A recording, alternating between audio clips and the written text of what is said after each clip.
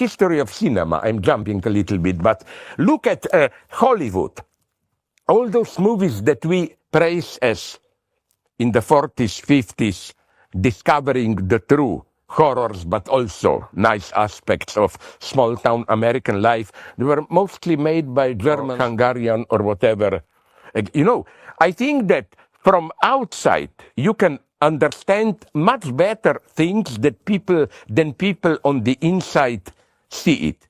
That's why I am against historicism. Take Shakespeare, my eternal example. I think that it's totally wrong to say, but we have to contextualize Shakespeare. You cannot understand it without knowing all the debates. No, my position is exactly the opposite one. Not you have to study Elizabethan era to understand Shakespeare. Is that to understand Elizabethan era, read Shakespeare and you will understand it better. And the true greatness of Shakespeare is that that's for me the definition of a true masterpiece, under quotation marks, eternal. How each epoch reinvents it. Do you know that Shakespeare with French classicism, Racine, Corneille, Shakespeare was more or less forgotten for almost 100 years. You know, then he was with Romanticism rediscovered. No wonder, that's my favorite example. Today, the best version of Hamlet was made in 1962 by Kurosawa. Set in modern Japan, Hamlet is a student in America, returns to Japan, big corporation, his uncle murdered his father, with the wonderful title, Only Bad People Sleep Well. It's totally correct. If you are bothered by guilt, when you killed somebody, you are already not totally bad. Bad people is, I strangle you and I have a nice sleep, you know. So what I want to say is that you often, or Kurosawa, I like him especially here, you know, he did Japanese version of Idiot in 46, 47, which I seriously claim is much better than Idiot itself, the original novel, which I think I agree here with my good friend, I'm proud to say this, Rowan Williams, that we misread Dostoevsky's Idiot. Maybe Dostoevsky himself was not aware, but it's not a portrayal of a really sincere good man.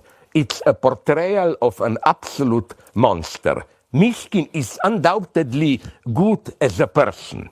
But what he has the wrong kind of goodness. There are people who are good, but the effect of their goodness is that they bring disaster to all people around them. And Rowan Williams reads like this in his book on Dostoevsky, Idiot, you know. So I believe multiculturalism, but only in this form of externality. Not we should understand each other, but I can understand you better than you, and you can understand me better than I. You know what, for me, Salman Rushdie is not my guy. Too liberal and so on. But once he gave a wonderful answer. I was there. When I think it was Bilbao, I was with him and he was asked the usual stupid question, you know. Didn't you, the way you live in England, comfortably, didn't you betray your Indian roots? And he gave a perfect answer. I'm sorry if you know it. His answer was no. My biggest source are still two great Indian writers, Charles Dickens and Jane Austen. And he said that only through Jane Austen can you read properly in this impoverished middle in India, around Mumbai, Bombay, how they are struggling to marry their daughters, blah, blah. And Charles Dickens, he says the poverty there, it's only through Dickens.